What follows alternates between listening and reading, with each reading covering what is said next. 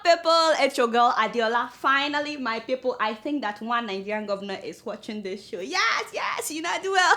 Governor El Rufai, are you there now? Have you guys heard that primary and secondary school education is now free in Kaduna State? No be small matter, Madam El Rufai. You must have been watching, you know do well. How much would that save the parents, by the way? 3.7 billion naira every year. That is what I'm talking about. You see, those parents will say a prayer for Mr. Governor, no be so?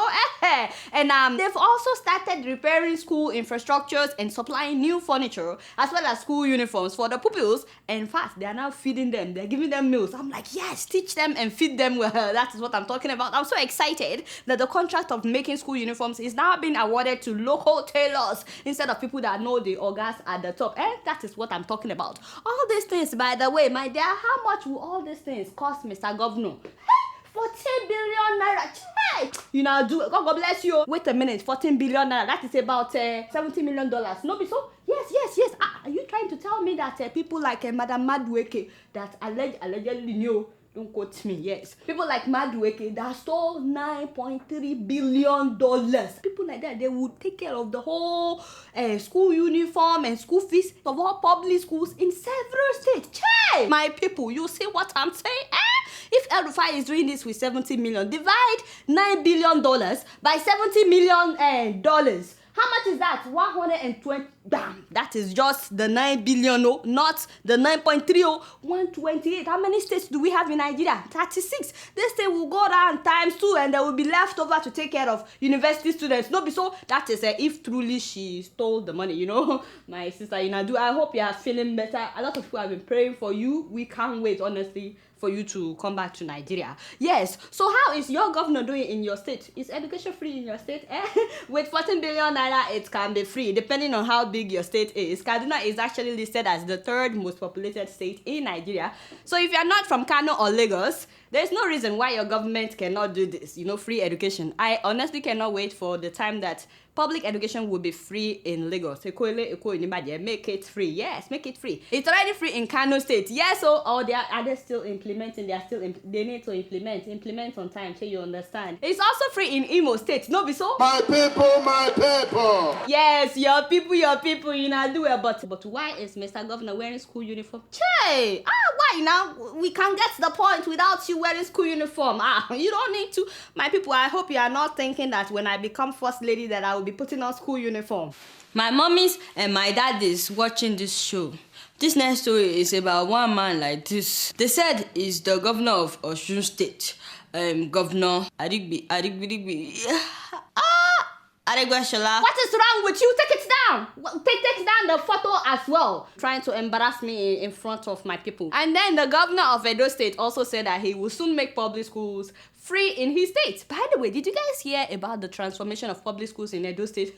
I'm telling you, I was reading in the paper recently that 75% of the public schools in Edo State have been renovated. 75%. You guys need to see the pictures. I was blown away. These are public primary and secondary schools. So, how would they not say a prayer for their governor? In fact, no more blackboards in classrooms. So now it is whiteboards with markers. I'm telling you, the man is transforming the schools. And according to a video sponsored by the Edo State government, they've built fences for 52 schools. They've renovated, as of 2012, more than 92 schools. When public schools look like this, do you have any doubt that students would perform better? I don't. No wonder I've been hearing that the public schools in Edo State are now performing better than private schools in the WAEC examination. In the last exam, government school pupils did better than private schools. And of course, I'm sure that education is free in Ekiti State. No, be so? Because the way that their governor, they yab everybody left and right, he must be doing something, which is what Yoruba call takutaku meje yayamefa. My dear, what is this? Hey, the devil is a liar. Hey! He increased school fees. Bring me my glasses. Hey, the man increased primary school fees from 600 naira to 800 naira. Okay, and then he increased secondary school fees from 1,000 naira to 2,400 naira. My dear, that is more than double. Can not be so chey. While some people are making education free in their state. Fire say. Apart from drinking ogogoro and palm wine. My people, tell me exactly what is this man doing? Okay, yeah, that is true. He also buys pepper, yes, and yes, he buys palm oil. And oh yes, he also buys fish for pepper soup. I guess that is what he's doing. But this is very, very sad. My people in Ekiti State, you are being cheated. No be me talk amo. And speaking of Oshiomhole and Okorocha. My people, my people. Stop it! My people, my people. Is it true that the two of them don't want to declare their assets publicly, or I'm just reading stuff on the internet? You guys better declare your assets. Yes, the two of you. Better declare and publicly declare your assets. What do you have to hide? Is it that you cannot explain how you made your money, or do you have a skeleton in your cupboard? I'm keeping my eyes on you too. Yes, call Governor Oshiomhole. He cannot say he doesn't remember me. How you doing, my governor? Declare your assets publicly. You're not too well. Regards to that, your beautiful wife. That woman, that lady, she's very beautiful. And while we're talking about assets, have you heard? Gang. I'm trying not to dance. Is it true that the Conduct Bureau filed 13-count corruption charges against the Saraki of Ilorin, the one and only Saraki? They charged him with false assets declaration. This is the number 3 in the country, the Senate President. Apparently, when he was governor, he lied. Not me. I wasn't the one that said it, the Bureau of Conduct. Apparently, he lied about his assets. Why would anybody lie about their assets? Maybe they cannot account for how they made the money or how they own the properties, which means that some kind of corruption practices must have taken place. Wait. What did he say? Did he say something? I knew it! Let's me read part of it. Most of them are frivolous and not true. Whoa. Mr. Senate President, are you trying to say some of these charges are true? This one I are saying most of them are not true. Are you saying that some of them are true? As far as we are concerned, we are not shaking. We'll focus on what we have come to do in the interest of the country. Interest of which country, There is God now. Some of us, we may be little babies, but we know what is happening in Nigeria. For those that may not understand what this means, let me interpret for you. In case you don't know what the man is saying. He's saying that, do you know who I am? I am the Saraki of Ilorin. So you cannot touch me. That's, my people, is what the man is saying. Wait a minute. Is that his Twitter handle? Yeah. Anytime you try to fight corruption or insist that the right thing should be done, the system will always come after you. Abio.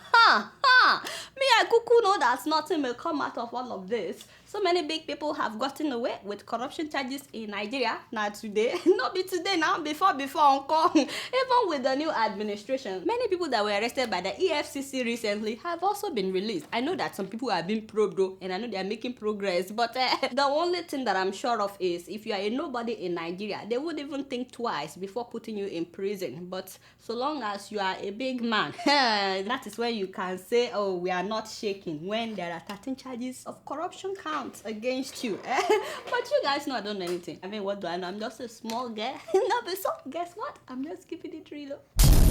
So we're still waiting on Mr. President to name his minister. So you know this list has been going on. People are talking. Where is Amechi's name on the list? Me, I don't know yet. I'm waiting. We'll take a critical look at the peripheral of the people that are on the list. So you understand? Not today when Mr. President releases the names of the people. Although so far I'm disappointed that Dr. Damages is still not on the list. What is going on? The man just celebrated his 200th episode. 200th episode, and these people cannot even make him a minister of health. There is God now.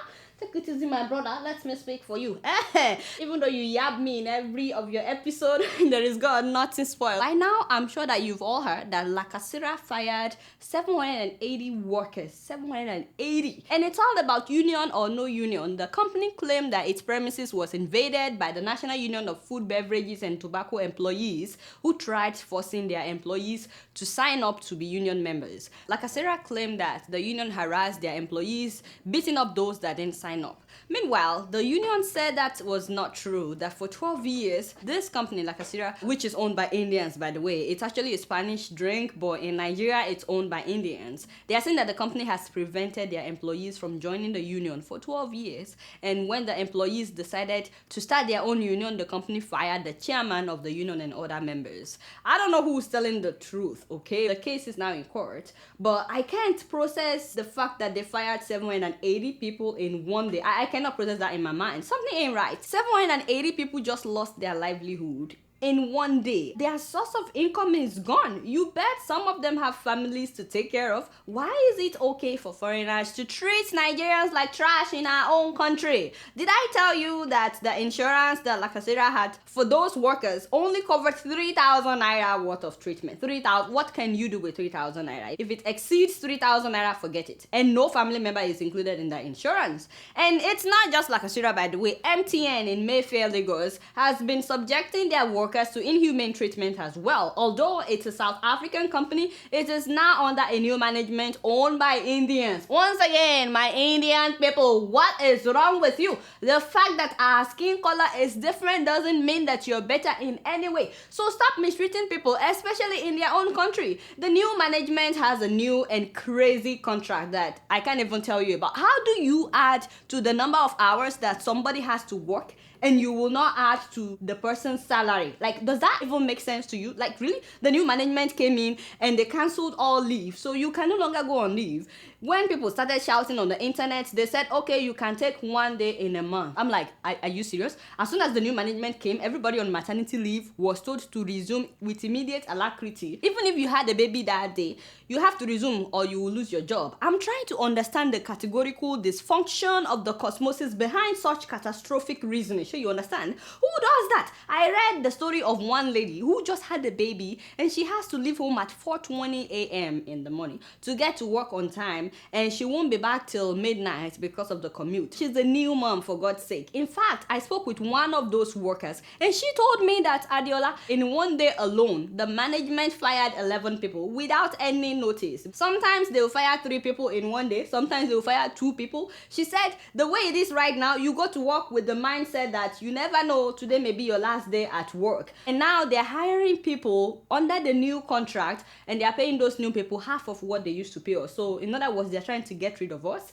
so they can replace us with the new people that will take half of what they're paying us. You know that employment is very, very scarce in Nigeria. Meanwhile, the branches at Akpakpa, Ikoyi, VGC, they still run the normal shifts. And on top of all of this, they cancel their health insurance, HMO. So you work, no leave. And if you get, there's 1 day of leave in a month. And if you get sick, no insurance. What is the definition of slavery again? Exactly, yeah, that one. That's the definition of slavery. If not that I have some Indian friends, because of that I know that not all of them are racist, I will be really pissed off by now. What is wrong with you? Indians in Nigeria, get it together, making me upset. And then I heard that those that were fired because they posted the story online or because they commented on the story on Nigerian. Can you believe that? Can you believe now the management is monitoring people on Nigerian to see if any of their employees would comment? You are being threatened, you are being mishandled, and you cannot talk about it. That's what they're saying.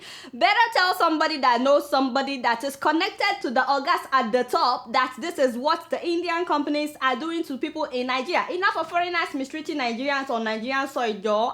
Making me upset. We are not saying that they shouldn't do business or live in Nigeria. They are welcome, but by the time Nigerian government wakes up, it may be too late. Remember the Lebanese employer that beat up his 7-month pregnant employee until she lost the baby last year? Remember that? Did anything ever happen to him till now?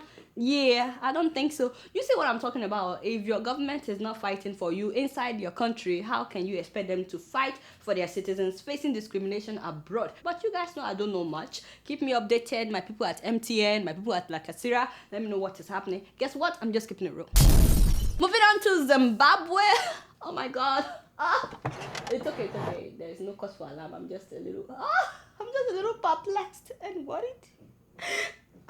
Who's in charge?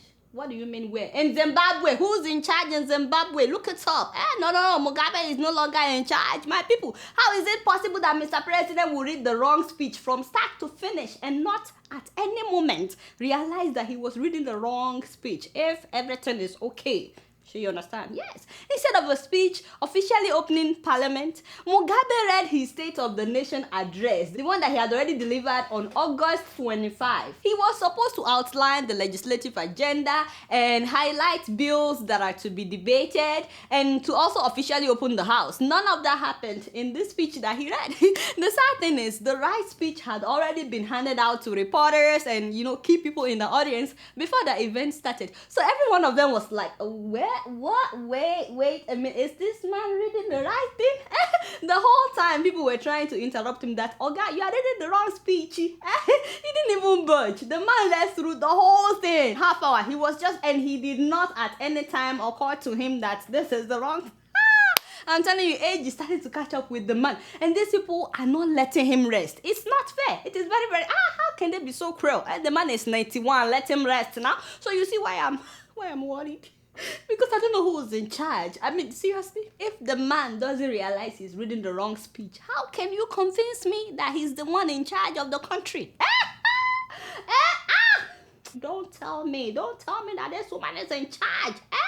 The devil is like, God forbid, that would not be good. Hey, by the way, before this happened, opposition MPs started getting death threats on their cell phones, so warning them that they should not disrupt Mugabe's speech or heckle the man, and that they should not demand that he should step down. Can you imagine? Let me read part of it. Warning: immunity ends in parliament. If you step outside, you become an ordinary citizen. Do the wise thing and don't disturb proceedings in parliament. So these are the text messages that they were sending to opposition MPs that don't do anything funny. If you do, you will become an ordinary citizen and anything can happen to you. One of them posted this threat on her Facebook page. So I thought, if opposition members cannot talk without being threatened, hopefully men of God in Zimbabwe can talk to Mr. President and not be so Prophet my guy, are you serious? This is a joke. The man that paid $50,000 for Grace Mugabe's book, I read that article, forget it. He basically said that Mugabe is doing a great job and that he's a fountain of wisdom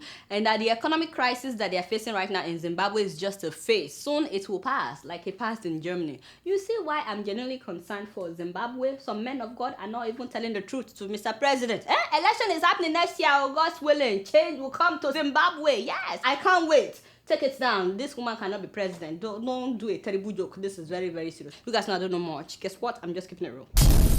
So moving on to Burkina Faso. Yeah.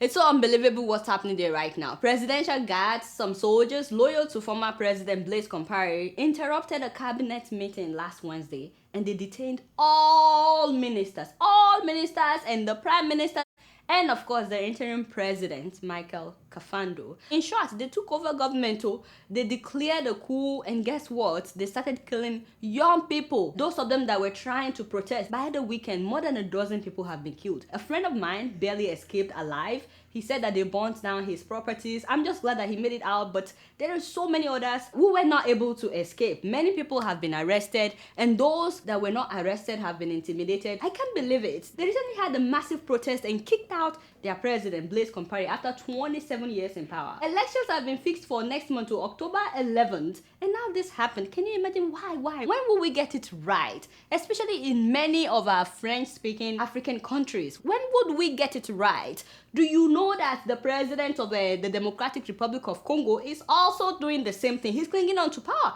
Last week, he expelled 7 senior political figures because they signed a letter urging him, begging him not to cling on to power after his tenure expires next year. He expelled them. Like, who does that? Joseph Kabila has been in power since 2001, that is 14 years ago, and he is required by the constitution to step down next year. But to him, 14 years is not enough. Meanwhile, his father was the president before him. That was 1997 to 2001 when he was killed. So exactly when is it enough? I wonder what Thomas Sankara would say to all of this, if he were to be alive. There's this piece I did about him. Make sure you check it out. He's considered one of the best presidents in Africa, and he's from Burkina Faso. I wish Burkina Faso would have another revolution like they did during Thomas Sankara's time. So my Burkinabe people, please keep me updated about whatever happens. Let me know what's going on. Be safe wherever you are. I don't know much. Guess what? I'm just keeping it real. Before I read emails today, these pictures of the General Hospital in Yobe have been circulating on the internet. Can somebody please talk to Mr. Governor in Yobe or the Minister of Health or whoever? How in the world is it possible that this is the General Hospital? There is God. You are treating people in a place like this? No. Something must be done. Before I become first lady, do something because you and I will not be friends. Second of all, I heard that they now have electricity in Maiduguri. I'm telling you, you never know who is watching this show. My people in Maiduguri, you not do well. I hope you are now watching the show very well. My first email today is from Azuka from Delta State. And this person says, hi, Adeola, I'm from Ogwashuku in Delta State. We've not had electricity for over 3 years. What? And it seems that nobody knows about it. So I just wanted to share this. By the way, that's the village of Okonjo-Iweala, the former finance minister. And her father is even the OB of the community. My photo and my God. Put Madam on speed dial. Hello? Madam Ngozi, it's your daughter. What? Hello? What's wrong with this line? I can't hear.